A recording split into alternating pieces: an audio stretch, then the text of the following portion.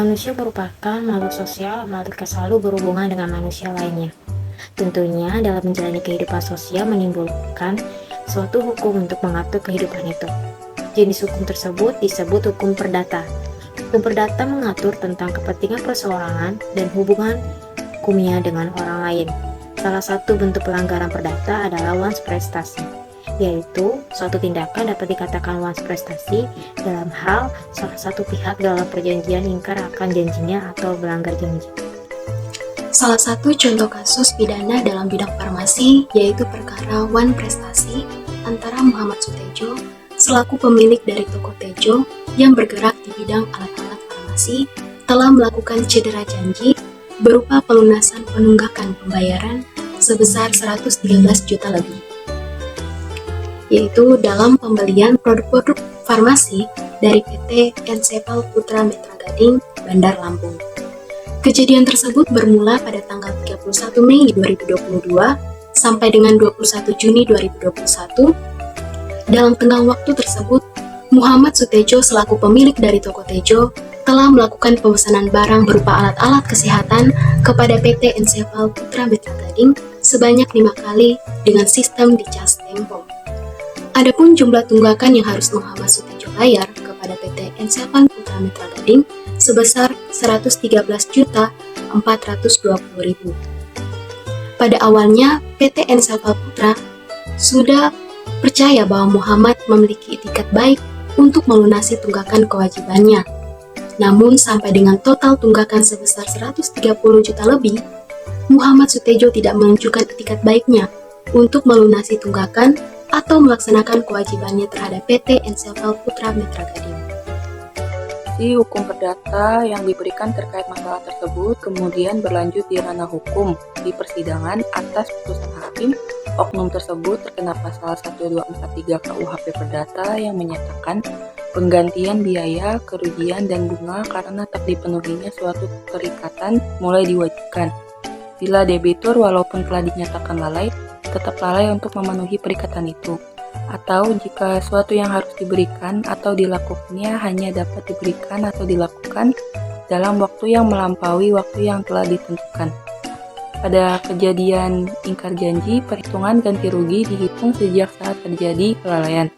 Akibat hukuman prestasi terhadap tunggakan pembayaran barang farmasi kepada perusahaan distributor farmasi, Muhammad Sutejo harus membayar kewajiban pembayaran terhadap penggugat sebesar Rp113.424.307.50 serta ditambah dengan membayar bunga sebesar 6% per tahun.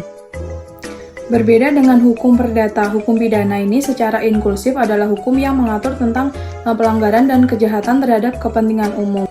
Dalam kehidupan sehari-hari, seringkali masyarakat menjadi korban suatu tindak pidana berupa kejahatan yang dilakukan oleh oknum tertentu, salah satunya dalam bidang farmasi. Pelayanan resep obat di apotek merupakan bentuk pelayanan kefarmasian oleh apoteker. Pelayanan kefarmasian juga dilakukan oleh tenaga teknis kefarmasian yang membantu apoteker. Masih ditemukan beberapa kasus kesalahan pemberian obat di apotek. Dalam kasus ini, 2 orang tersangka yang merupakan tenaga teknis kefarmasian di sebuah apotek di Kota Medan terdakwa dengan pasal 361 KUHP karena dugaan kesalahan yang menyebabkan kesakitan pada pasien. Pada tanggal 6 November 2018, saksi korban dan anaknya menembus obat di apotek setelah berkonsultasi di klinik dokter.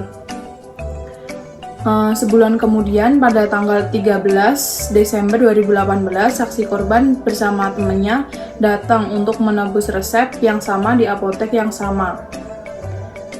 Setelah mengonsumsi obat tersebut, saksi korban mengalami masalah kesehatan yang serius, termasuk kehilangan kesadaran dan memerlukan perawatan di ICU.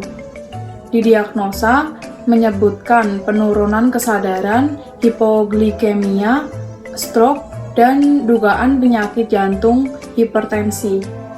Dalam menentukan pihak-pihak yang bertanggung jawab secara hukum atas kesalahan pemberian obat yang mengakibatkan kesakitan pada pasien harus dilakukan secara menyeluruh terlebih dahulu. Pada kasus ditemukan fakta-fakta bahwa 1. Tulisan dokter tidak terbaca dengan jelas. 2. Pelayanan resep tidak dilakukan oleh dokter ataupun TTK, tetapi tenaga non-kefarmasian.